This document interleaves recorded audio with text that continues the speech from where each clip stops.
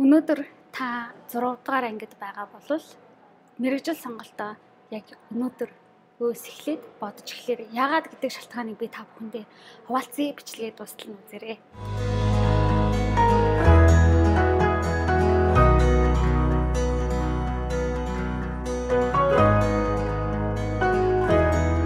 Сайн байцгаана уу? 50-аас 50 мэдчилж байна. 50 амьдралыг Монголдо гэсэн үрээтэй миний сүрэг та бүхэн тавтай барил.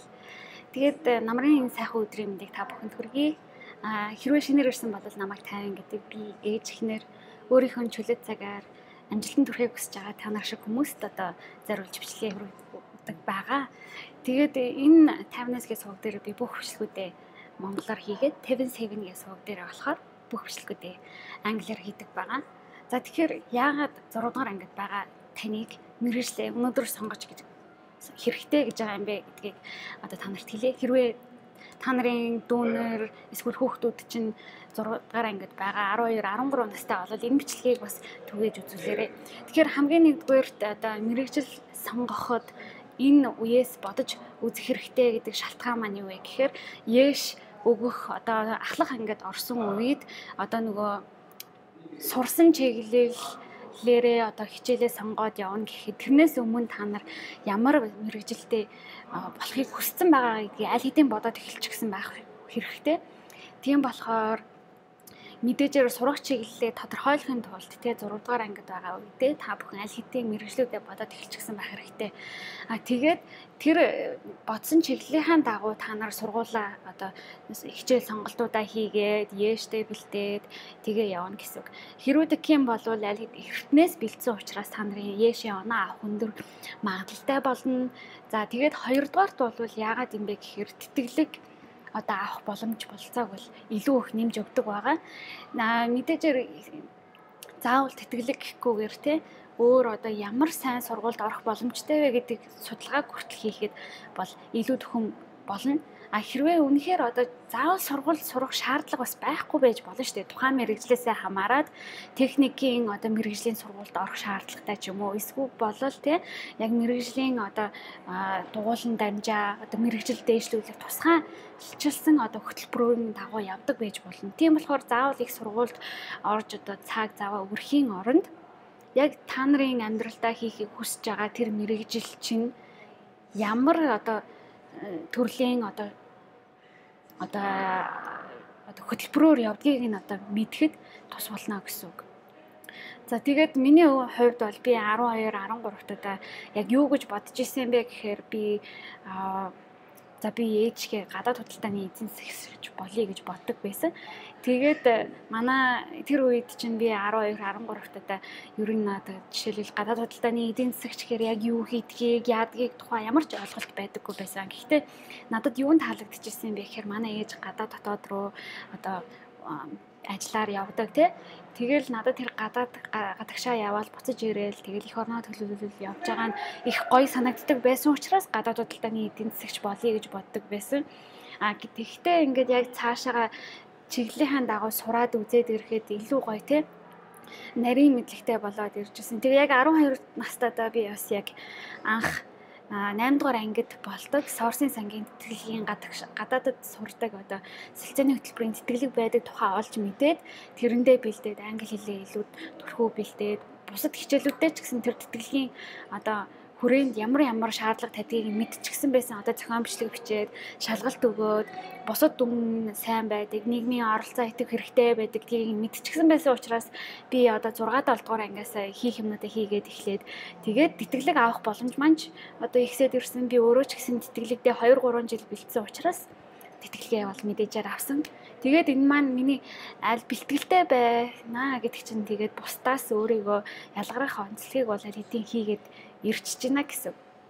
Тэгэхээр ийм учраас та бүхэн аль хэдийн чиглэлүүдээ хараад ингэж яваад байгаасай гэж хүсэж байна. Одоо Германд би анх нэг найзтайгаа хамт Америкт хамт байсан найзтайгаа Монголын сургалтын систем, Германы сургалтын системийн ялгааг ярьж байхад Софи гэдэг найз маань Герман найз маань юу гэж хэлжсэн бэ гэхээр Германд сургалтын одоо яг ямар мэргэжлэр сурах одоо шаардлага байгаа вэ гэдгийг бол аль хэдийн 6 7 дугаар ангид хүүхдүүд эцэг эхтэйгээ яриад эсвэл бол өөрөө хүслээрээ ингээд шийдсэн байдаг.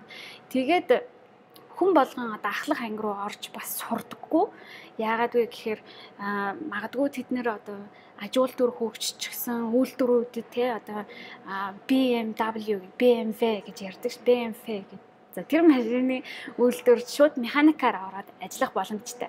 Тэгэхээр тэр хүн маань заавал их сургууль сурахгүйгээр механикийн чиглэлийн техникийн сургууль руу ороод тэр үйлдвэрт одоо ажил мэргэжилтэй болох боломжтой болж ийн гэсэн.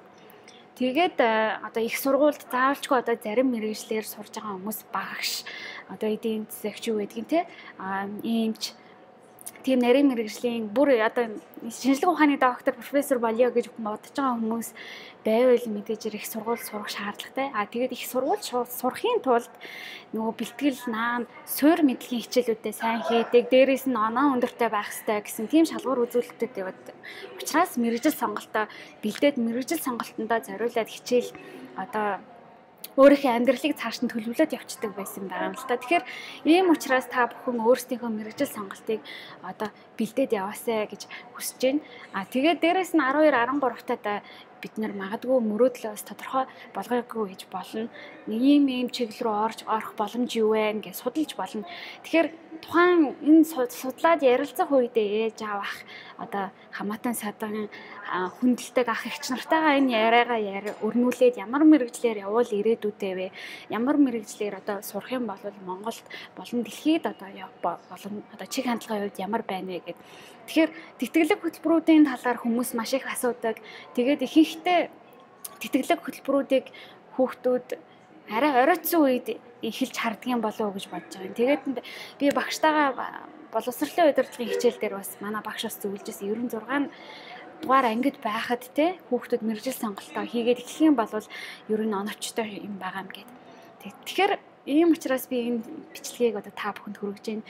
Хэрвээ та нар одоо 12, 13 таа эсвэл найзууд чинь, дүүнэр чинь, хүүхдүүд чинь 6 дугаар ангид байгаад 12 настай байгаа бол ямар ирээдүйд ямар мэргэжлэр чиглэлээр одоо сурах вэ гэдгийг аль хэдийн яриад эхлээрээ. Тэгээ 3 дугаарт та бүхэн мэдж байгаа ирээдүйн чих хандлага бол салбараараа өөр байгаа. Дээх нь үед байсан мэргэжлүүд одоо энэ одоо яг өнөөгийн цаг хугацаанд бол устан алга болж ирээдүйд одоо та нарыг магадгүй 5 жилийн дараа сургуулаа төгсөөд мэргэжлэр нь сураад эсвэл сургуулаа төгсөөд яг ажилд гарах гэтэл 5-10 жилийн дараа тэр мэргэжлүүд байхгүй болчихсон байх магадлал бас өндөр байгаа учраас та нар ямар ч ирээдүйн мэргэжлийн чиг хандлага ямар байна? Хаана ямар хэрэгцээтэй мэргэжлүүд байна? Ямар мэргэжлэр сурах юм одоо заавал сурах шаардлага байгаа мó? Ямар сургуульд ордгийг? Их сургуульд орд юм уу? Техникийн сургуульд, мэргэжлийн сургуульд орд юм уу? Эсвэл шууд ажил дээр гараад хийдэг одоо дадлагждаг юм уу те? Тэрийг та нар бүгдээр судлаарай гэж та бүхэндээ зөвлөх байна. Тэгээд амжилтанд хүрье гэж бодож байгаа та бүхэндээ өөрийнхөө мэддэг чадвар бүхнийг хуваалцаж байна. Та нар асуух зүйл байвал одоо чөлөөтэй хандж агаарай. Тэгээд 50 амьдралыг Монголдоо дараагийн бичлэгээр уулзтлаа. Баяртай. Та бүхэн Америк болон Европ дахь миний Tevin 7 дэлгүүрээс бид амьдралынхаа эзэн гэсэн утгатай бүтээгдэхүүнийг сонирхож үзээрэй. Миний сувгийг subscribe улаан товчийг дараад захиалаарай. Тэгээд захиалсныхаа дараа хонхын тавчийг бас асааж дараагийн бичлэг ороход нь мэдэгдэл аваарай. Баярлалаа.